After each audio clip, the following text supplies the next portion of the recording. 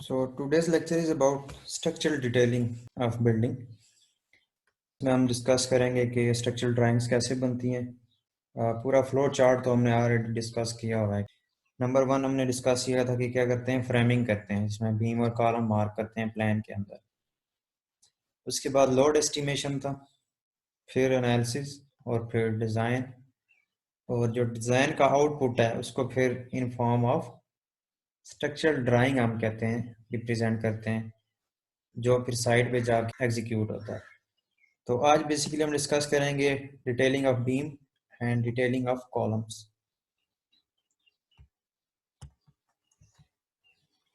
तो first we start with beam. कुछ basic concepts पहले हम क्लियर कर लेते हैं, फिर हम जाएंगे ड्राइंग की तरफ। बीम की डिफरेंट टाइप्स हैं, आपने पढ़ी हुई हैं। Simply supported beam, cantilever beam, fixed and beam, propped cantilever जिसकी शेप इस तरह की होती है, एक साइड फिक्स होती है और दूसरी साइड रोलर, इसको प्रॉप्ड कैंटिलीवर बीम कहा जाता है। तो अब पॉइंट ये है कि रीइंफोर्समेंट क्यों प्रोवाइड की जाती है और रीइंफोर्समेंट बीम के बॉटम पे क्यों प्रोवाइड की जाती है। उसके लिए ज़रूरी है कि हम पहले स्ट्रेस डिस्ट्रीब्यूशन का कंसेप्ट समझ लें। अगर एक बीम का क्रॉस सेक्शन हम देखें, एक रेक्टेंगुलर बीम है, इसके न्यूट्रल एक्सिस वो एक्सिस होता है जहाँ पे स्ट्रेसेस क्या होती हैं, ज़ीरो हो जाती हैं। अब स्ट्रेसेस की डिफरेंट टाइप्स हैं। फ्लैगल स्ट्रेस होती है, इसी तरह शीयर स्ट्रेस होती है, ठीक है, टेंसाइल, कंप्रेसिव, ये सारी आपने mechanics of solid 1 strength material 1 में पढ़ी हुई है। फ्लेक्चर क्या होती है, ये होती है, इसमें कंप्रेशन और टेंशन का कॉम्बिनेशन है, इसको फ्लेक्चर कहते हैं, बेंडिंग जिसे कहते हैं। और बीम हमेशा आपने याद रखना है कि बीम हमारा फ्लेक्चर मेंबर है। बिल्डिंग के अंदर डिफरेंट नेचर के मेंबर्स जो हैं यूज होते हैं। कॉलम कंप्रेशन मेंबर है, इसी तरह आप सस्पेंशन ब्रिज में केबल्स देखते हैं, जो केबल टेंशन मेंबर है, वो सिर्फ टेंशन को विथस्टैंड कर सकता है। आर्चिज आपने देखी होंगी, वो हमारा कंप्रेसिव मेंबर है। लेकिन बीम क्या है, फ्लेक्चर मेंबर है, ठीक है, इसमें बेंडिंग आती है, टेंशन भी होती है और कंप्रेशन भी होती है। अब स्ट्रेस डिस्ट्रीब्यूट कैसे होती है बीम के अंदर, फ्लेक्चर स्ट्रेस। अगर पहले हम कंसिडर करें सिंपली सपोर्टेड बीम को, जो ये आपके सामने बना हुआ है, तो सिंपली सपोर्टेड बीम में न्यूट्रल एक्सिस से ऊपर कंप्रेशन होती है और न्यूट्रल एक्सिस से नीचे वाले पोर्शन में टेंशन होती है, ठीक है। यही वजह है कि हम रीइंफोर्समेंट किधर प्रोवाइड करते हैं, सिंपली सपोर्टेड बीम के बॉटम वाली साइड पे प्रोवाइड करते हैं, क्योंकि कंप्रेशन में कंक्रीट स्ट्रॉन्ग है, ठीक है, टेंशन में कंक्रीट वीक होती है। तो कंक्रीट एज अ होल सारी टेंशन बियर नहीं कर सकती, इस वजह से हमें रीइंफोर्समेंट की एडिशन करनी पड़ती है। और जो कंक्रीट की टेंसाइल स्ट्रेंथ है वो 1/10 ऑफ इट्स कंप्रेसिव स्ट्रेंथ होती है, यानी जितनी कंक्रीट की कंप्रेसिव स्ट्रेंथ है उसका 1/10 करें तो वो उसकी टेंसाइल कैपेसिटी बनती है। तो ये बहुत कम है, ठीक है, इस वजह से हमें रीइंफोर्समेंट की एडिशन करनी पड़ रही है। और सिंपली सपोर्टेड बीम में बॉटम पे रीइंफोर्समेंट देते हैं क्योंकि बॉटम पे टेंशन होती है। अब स्ट्रेस कैसे डिस्ट्रीब्यूट होती है, अगर ये क्रॉस सेक्शन हम कंसीडर करें, ये एक रेक्टेंगुलर क्रॉस सेक्शन है बीम का,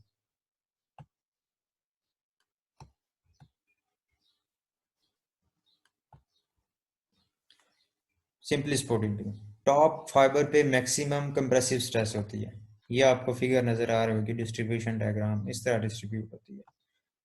टॉप पे मैंने कहा था कंप्रेशन है, और मैक्सिमम कंप्रेशन कहाँ होगी, बीम के टॉप वाले फाइबर के ऊपर।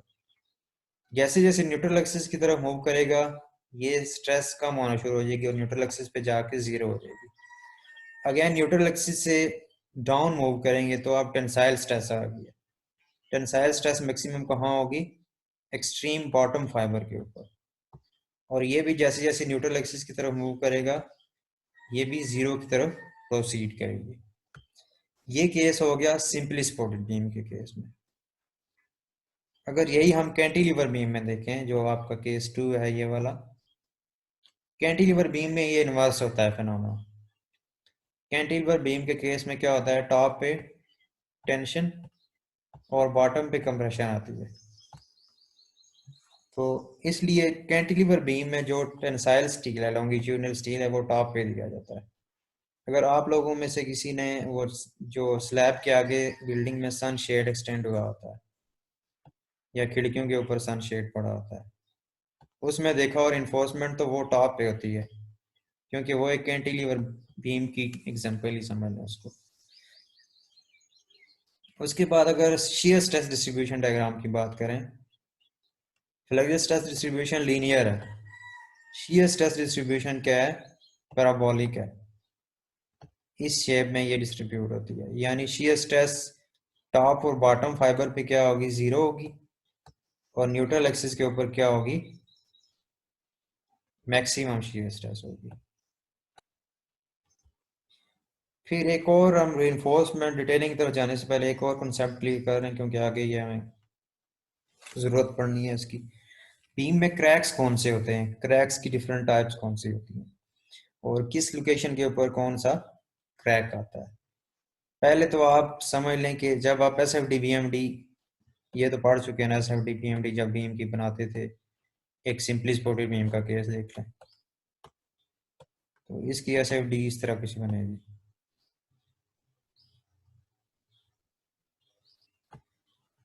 पी एम डी इसकी बनाएंगे तो वो कुछ इस तरह हो जाएगी। ठीक है, अब बीम में शीयर कहाँ मैक्सिमम होती है, सपोर्ट के करीब या सपोर्ट के ऊपर। ठीक है, और मोमेंट कहाँ पे मैक्सिमम होता है, मिड स्पैन पे, मिड स्पैन पे मोमेंट्स मैक्सिमम होते हैं। इस वजह से स्पोर्ट्स के करीब जो क्रैक आते हैं वो हम उन्हें कहते हैं शीयर क्रैक। ये जो क्रैक है स्पोर्ट के करीब वाली लोकेशन के ऊपर, ये शीयर क्रैक है, और इसकी शेप क्या होती है, ये इंक्लाइंड होता है। और किस वजह से क्रैक डेवलप होता है, शीयर स्ट्रेसेस की वजह से, शीयर की वजह से। दरमियान में मैंने क्या कहा कि मूवमेंट मैक्सिमम होते हैं, तो दरमियान में जो क्रैक आते हैं वो फ्लेक्सर क्रैक उनको कहा जाता है, और इनकी डायरेक्शन क्या होती है, 90 डिग्री। ठीक है, और इन दोनों स्पैन्स के दरमियान वाली जो जगह है इंटरमीडिएट, वहां पे शीयर भी होती है और फ्लेक्सर भी। तो क्रैक भी क्या होता है, कॉम्बिनेशन में ही आता है, जिसको शीयर फ्लेक्सर क्रैक कहा जाता है। ठीक है, इस पहले इंक्लाइंड होता है और फिर क्या हो जाता है, स्ट्रेट हो जाता है। ये डिफरेंट टाइप्स हैं बेसिकली बीम के अंदर क्रैक्स की। अब एक्चुअली रिइंफोर्समेंट का पर्पस क्या है, इन क्रैक्स को रेजिस्ट करना, ताकि ये क्रैक्स प्रोपिगेट न करें और बीम फेल ना हो। रिइंफोर्समेंट कब इफेक्टिव होगी, जब वो क्रैक की डायरेक्शन के परपेंडिकुलर डायरेक्शन में पड़ी हो स्टील बार। तो आपने बीम का स्टील देखा होगा नॉर्मल, ये तो आपको बेसिक ऑब्जर्वेशन ही है, इस तरह का स्टील होता है बीम का। बॉटम बार्स होती हैं इस तरह टॉप पे, और ये रिंग सा होता है। अब ये बॉटम बार्स एक्चुअली कौन सी हैं, जो इधर ये नजर आ रही है डॉटेड, और इसका पर्पस क्या है, इन फ्लेक्सुरल क्रैक को क्या करना, रेजिस्ट करना। और ये देखें इसकी डायरेक्शन क्या है, इस फ्लेक्सुरल क्रैक के परपेंडिकुलर पड़ी हुई है, तभी ये इफेक्टिव होगा। दूसरा, ये जो स्टिरअप है, रिंग जिसे कहते हैं, इसको बीम में स्टिरअप भी कहते हैं टेक्निकल लैंग्वेज में, ये इसको शियर इन्फोर्समेंट हम कहते हैं। और इसका पर्पस क्या है, इसका पर्पस है शियर क्रैक्स बकलिंग को होगी। रोकना। नहीं, बीम में बकलिंग नहीं होती, वो कॉलम में होती है, वो आगे आएगी, कॉलम की इन्फोर्समेंट डिटेल कर डिस्कस करेंगे। इसका पर्पस है, अगर लॉन्गिट्यूडनल सेक्शन में रिंग देखें तो किस तरह नजर आएगा, इस तरह ये रिंग पड़े होंगे इस तरह। इसका पर्पस है इन शियर क्रैक्स को रोकना, शियर इन्फोर्समेंट हम इसे कह रहे हैं ना, तो ये शियर क्रैक को रोकेगी। तो इसकी डायरेक्शन भी देखो तो ऑलमोस्ट इन क्रैक्स की किस डायरेक्शन में पड़ी हुई है, परपेंडिकुलर पड़ी हुई है। ठीक है, तो ये बीम में जितनी भी रिइंफोर्समेंट है उनका फंक्शन एक हमने डिस्कस कर लिया कि जो बॉटम बार्स है लॉन्गिट्यूडनल रिइंफोर्समेंट वो किसको रेजिस्ट करेंगी, फ्लेक्सर क्रैक को, और जो रिंग है स्टिरअप है वो किसको रेजिस्ट करेगा, शियर क्रैक। फिर आ गया कि बीम में रिइंफोर्समेंट किस टाइप की होती है, लॉन्गिट्यूडनल रिइंफोर्समेंट होती है जो बॉटम पे होती है, टेम्परेचर या श्रिंकेज बार होती हैं जो टॉप पे बार्स होती हैं, और शियर रिइंफोर्समेंट जिसे हम रिंग भी कहते हैं। इसको मजीद इधर हम दोबारा से समझते हैं, ये आगे यहाँ से आपको क्लियर हो जाएगा। ये बीम का लॉन्गिट्यूडनल सेक्शन, लॉन्ग सेक्शन, ये क्रॉस सेक्शन है। अब ये बॉटम बार्स हैं जो जो मैंने कहा कि लॉन्गिट्यूडनल बार्स हैं, बॉटम बार्स, ये वही बार हैं जो लॉन्ग सेक्शन में कहाँ पे नजर आ रही हैं, ये वाली। इसका पर्पस क्या था, फ्लेक्सर क्रैक को रोकना। ठीक है, और ये जो रिंग पड़ा हुआ है जिसे स्टीरअप कहते हैं हम, स्टीरअप, इसको शियर इन्फोर्समेंट भी कहते हैं। लॉन्ग सेक्शन में ये कहाँ पे नजर आ रहा है, ये रिंग नजर आ रहा है। इसका पर्पस क्या था, शियर क्रैक जो इंक्लाइंड थे उनको रेजिस्ट करना। ठीक है, और ये टॉप बार्स होती हैं, टॉप बार्स के दो पर्पस हैं, एक तो इनको हम टेम्परेचर या श्रिंकेज बार भी कहते हैं या होल्डिंग बार भी कहते हैं। ठीक है, आपने टेम्परेचर स्ट्रेसेस कैलकुलेट करना सीखी होंगी स्ट्रेंथ मटेरियल वन में। इसके अलावा इंजीनियरिंग मटेरियल में भी पढ़ा होगा कि टेम्परेचर की वजह से कंक्रीट में स्ट्रेसेस आती हैं, कंक्रीट का वॉल्यूम श्रिंक हो जाता है, श्रिंकेज होती है, तो उस श्रिंकेज की वजह से भी क्रैक्स आ सकते हैं। तो उन टेम्परेचर क्रैक्स को रोकने के लिए कौन सी रिइंफोर्समेंट एक्ट करेगी, ये टॉप वाली। इसके अलावा इस रिइंफोर्समेंट का और क्या फंक्शन है कि ये रिंग पड़ा हुआ है ना, यहाँ पे ये बॉटम बार्स के साथ टाई होगा वायर के साथ। अब ऊपर अगर हम ये वाली बार ना दें तो रिंग को कहाँ पे हम टाई करेंगे, ये पूरी असेंबली जो बनी है इन्फोर्समेंट वाली इसको स्टेबल नहीं कर सकते, होल्ड नहीं कर सकते। तो इन टॉप बार्स का एक फंक्शन ये है कि ये पूरी जो असेंबली है, रिंग पड़ा हुआ है और ये नीचे वाली बार, इस पूरी असेंबली को होल्ड करना, इसलिए इनको होल्डिंग बार भी कहा जाता है। अब मजीद क्लियर देखते हैं हम, क्रॉस सेक्शन, ये लॉन्ग सेक्शन है बीम का, ये कॉलम की रिइंफोर्समेंट आ रही है। ठीक है, कॉलम की रिइंफोर्समेंट अगर देखें तो बीम की रिइंफोर्समेंट के साथ क्या हो रहा है, लैप हो रहा है, ओवरलैप, यानी ये नीचे से कॉलम का सरिया है, ऊपर से बीम का सरिया, और ये आपस में इधर क्या होंगे, टाई हो जाएंगे बाइंडिंग वायर के साथ। ठीक है, बाइंडिंग वायर के साथ। अब इस पोर्शन को हम क्या कहते हैं, ओवरलैप या लैप। ठीक है, ये एक क्रिटिकल चीज है, जॉइंट है ना, तो जॉइंट हमेशा क्रिटिकल चीज होती है, LAP, समटाइम लैप कहते हैं, समटाइम ओवरलैप। ठीक है, और ये बॉटम बार्स हैं, ये टॉप बार्स हैं, ये रिंग्स हैं, स्टीरअप्स हैं। अगर आप नोट करें तो स्टीरअप क्या है, स्पोर्ट के करीब इनकी स्पेसिंग आपस में क्या है, कम रखी गई है, यानी नंबर ऑफ स्टीरअप्स ज़्यादा है स्पोर्ट के करीब, और सेंटर में आके इनकी स्पेसिंग ज़्यादा होगी, नंबर ऑफ स्टीरअप्स कम होगी। बिल्कुल, हमने पहले डिस्कस कर लिया कि स्पोर्ट के ऊपर शियर मैक्सिमम है, तो ये रिंग क्या है, शियर इन्फोर्समेंट है, इसलिए हमें इधर क्या करेंगे, ज़्यादा स्टीरअप्स प्रोवाइड करेंगे।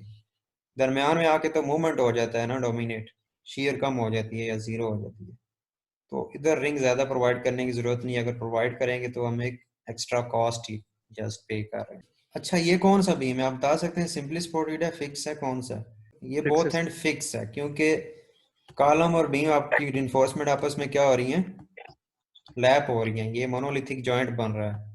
सिंपली सपोर्टेड किस केस में होगा, यानी ऐसे दो दीवारें या कॉलम है और सिंपल बीम इसके ऊपर आके रख दिया, जॉइंट कोई नहीं है, तो ये केस कौन सा होगा, सिंपली सपोर्टेड बीम होगा। अभी हमारा ये वाला case both and fix beam है। ये कौन सा बीम है जी, कंटिन्यूस बीम।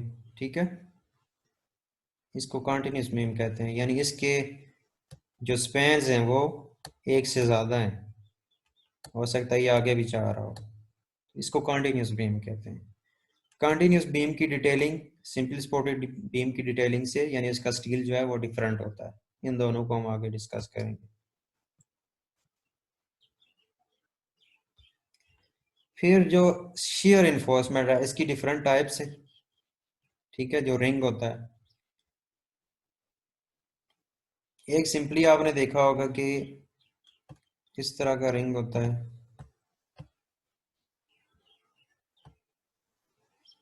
यहाँ से सीधी ऐसे वो बाज रख देते हैं, हुक जिसे कहते हैं, 90 डिग्री हुक। ये हुक्स हैं, ठीक है। ये जो डिफरेंट है, ये जो इस तरह बना होता है, ये भी हुक है। इनकी भी डिफरेंट टाइप्स हैं। और ये वाली जो हुक है, ये कौन सी है? 135 डिग्री हुक।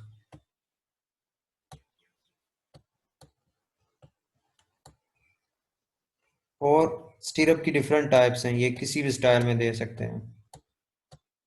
जो 135 डिग्री हुक है, इसको सेस्मिक हुक भी कहा जाता है। ये तब यूज होती है जब आप डिटेलिंग करें, अर्थक्वेक रेजिस्टेंस डिटेलिंग करें। जब अर्थक्वेक के अगेंस्ट डिजाइन करेंगे तो तब डिटेलिंग क्या होगी? डिफरेंट होगी। जब ग्रेविटी लोड के अगेंस्ट जस्ट डिजाइन करेंगे तो तब स्टील की जो डिटेलिंग है वो डिफरेंट होगी। तो अब तो अर्थक्वेक को इनकॉर्पोरेट करना मस्ट है ना डिजाइन में। तो जो डिटेलिंग है वो सेस्मिक डिटेलिंग करते हैं। अब ये डिटेलिंग का हमें पता कैसे चलेगा सारी डिटेल्स का, कि हुक कौन सी देनी है, हुक की डायमेंशन क्या होगी? उसके लिए एसीआई का कोड है, American concrete institute detailing manual, ACI detailing manual, जिसमें बताया गया है कि किस केस में कौन सी हुक देनी है। अगर हुक प्रोवाइड करेंगे तो इनकी डायमेंशंस क्या होगी, ये वाली डायमेंशन क्या होगी, ये क्या रखनी है, ये सारा इस कोड के अंदर गिवन है। ठीक है। शेयर इन्फोर्समेंट का एक और तरीका भी है कि जो ये बॉटम बार आ रही है, इसी को क्या करें आप, शेयर वाले एरिया में जाके बेंट अप करके ऊपर ले जाएं। ठीक है। एक तो यह है कि वो रिंग प्रोवाइड करें, दूसरा क्या है, बेंट अप बार दें आप, यानी जो नीचे बार थी उसी को बेंट करके आप ऊपर ले जाएं। अब इस बार की इधर जरूरत नहीं थी क्योंकि यहाँ पे मोमेंट नहीं है। ठीक है। तो यहाँ पे शेयर डोमिनेट हो रही थी, तो ये वाली बार जो होगी वो किसको रेजिस्ट करेगी? शेयर को रेजिस्ट करेगी। अब ये टाइप्स ऑफ हुक्स, ये डिफरेंट हुक्स की टाइप्स हैं। जैसे ये 180 डिग्री हुक है। अब ये उस मैनुअल में गिवन होगा कि इस हुक को आप बेंड कर रहे हैं तो ये डायामीटर कितना होगा। ये डिपेंड करेगा बार के डाया के ऊपर। हर बार के केस में ये डाया हुक का डिफरेंट होगा। फिर ये हुक है कि इसका जो ये स्ट्रेट पोर्शन है, इसकी लेंथ कितनी होनी चाहिए। वो कोड ने कहा है कि कितनी होनी चाहिए, 12 डाया बार। यानी इस बार को जो डाया है उसको किससे मल्टीप्लाई करेंगे, 12 से, जितना आएगा वो ये लेंथ रखेंगे। ये है वो 135 डिग्री हुक जो हमने डिस्कस की पहले, इसको सेस्मिक हुक भी कहा जाता है। ठीक है। ये कब प्रोवाइड करेंगे? जब आपने सेस्मिक डिटेलिंग करनी है, अर्थक्वेक प्रूफ डिजाइन करना है। तो ये डिफरेंट हुक्स की टाइप्स हैं। ये सारी पिक्चर कोड से ली हुई है, एसीआई डिटेलिंग मैनुअल से। अब एक एग्जांपल मैं आपको इस टेबल से शो कर देता हूँ। अब ये टेबल देखो, उसी कोड से मैंने उठाया।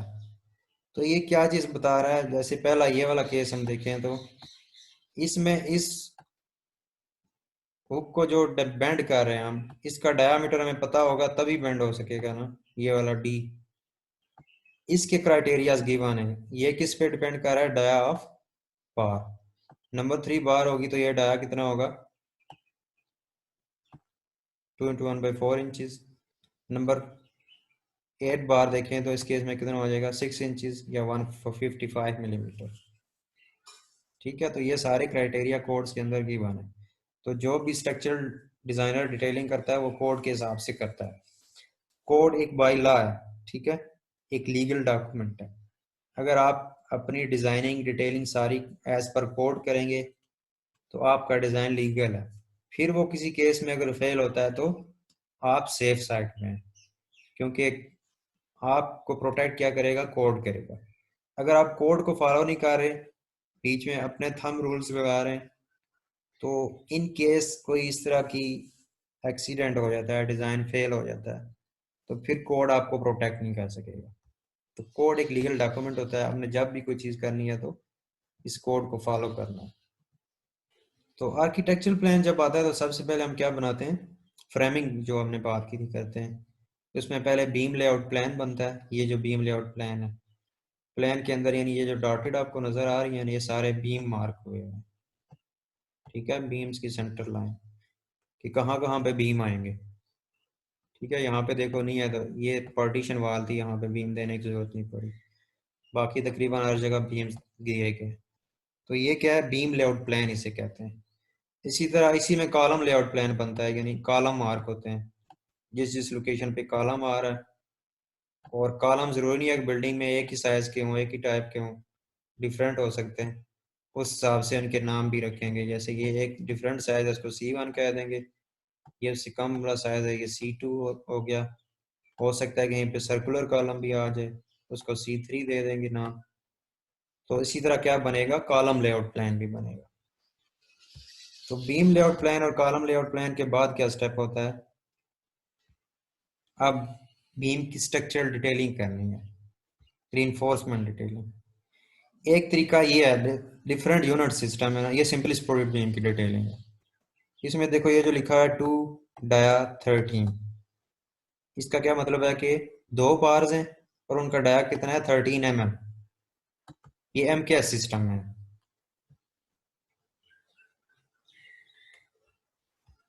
ठीक है। इसी तरह अगर ये देखें रिंग्स का, तो इसने क्या लिखा हुआ है T6 at the rate of 85 mm centre to centre, यानी इस रिंग का डायामीटर कितना है 6 mm है और इनकी आपस में स्पेसिंग कितनी है 85 mm सेंटर टू सेंटर।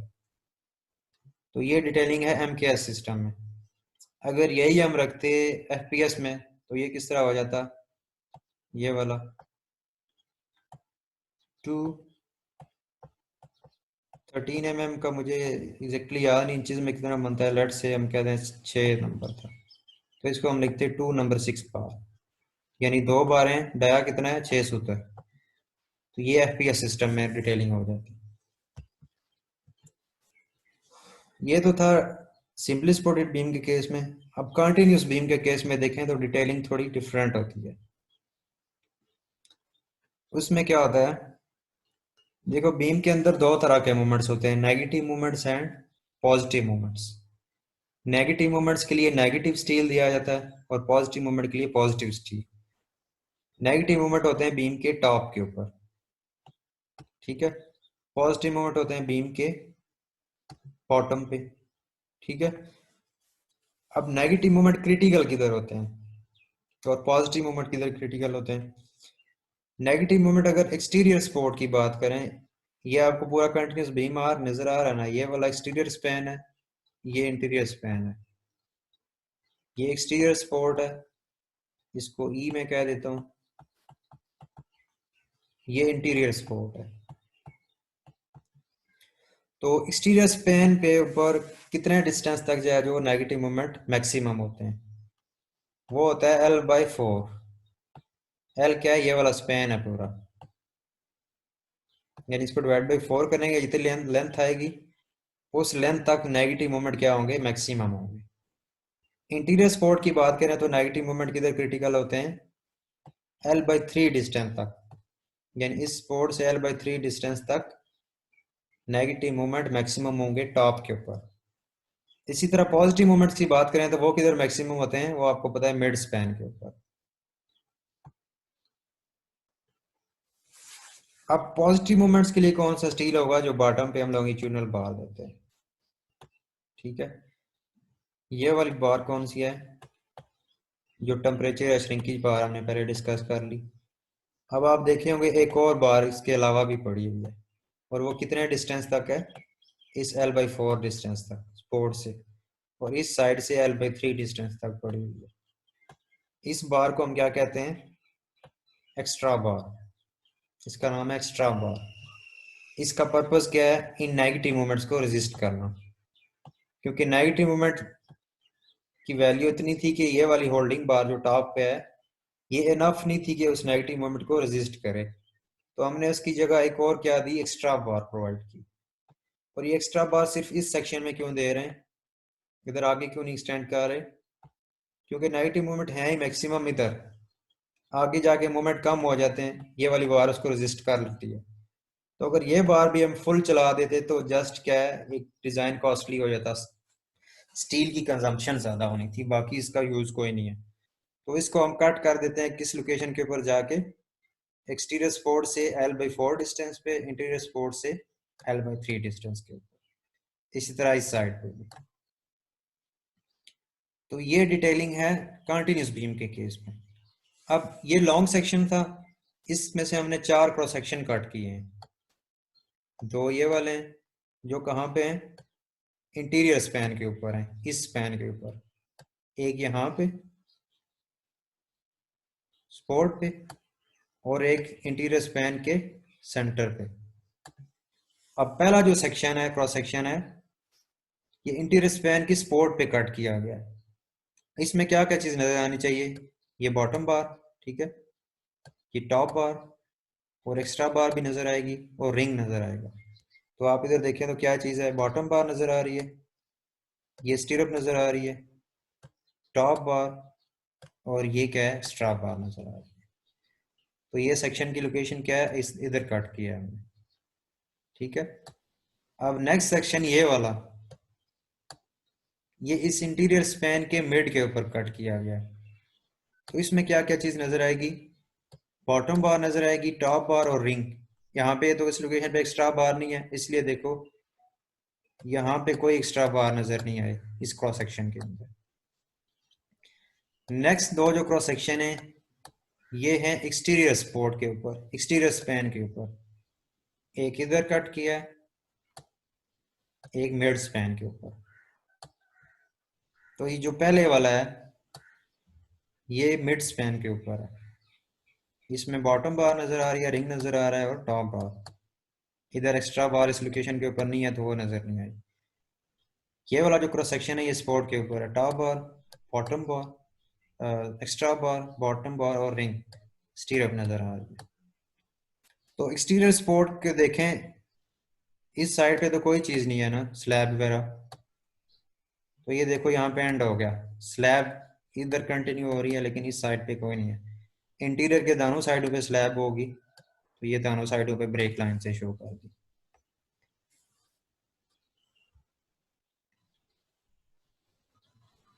ये पॉइंट क्लियर है जी?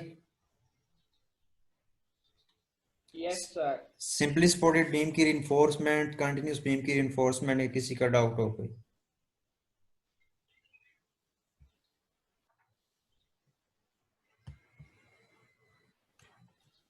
अब यही चीजें इधर पीछे ये लिखी हुई है मैंने, जो अब डिस्कस कर ली, ये इधर रिटर्न फॉर्म में भी है।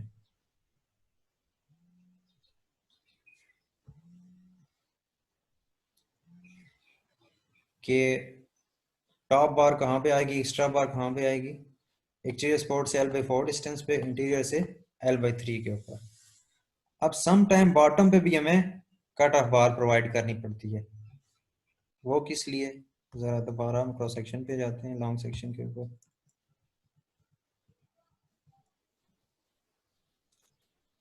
अच्छा, सम टाइम बॉटम पे पॉजिटिव मोमेंट इतने हो जाते हैं ज़्यादा कि हमें इस बॉटम बार के अलावा एक और बार प्रोवाइड करनी पड़ती है।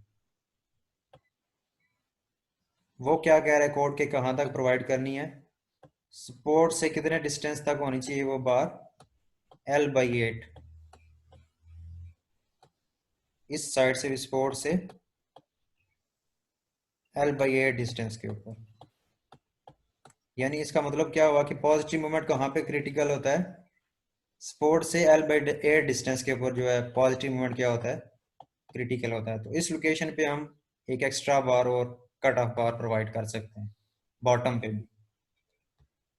तो ये बीम की डिटेलिंग होगी, कॉन्सेप्ट आपको बता दिया कि स्ट्रेसेस कैसे डिस्ट्रीब्यूट होते हैं, और हर जो स्टील बार है उसका फंक्शन क्या है, कौन सी स्ट्रेसेस के अगेंस्ट वो एक्ट कर रहा होता है।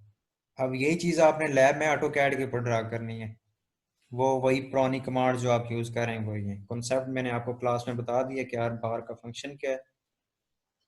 अब ये जो डिटेल है, ये टिपिकल डिटेल है।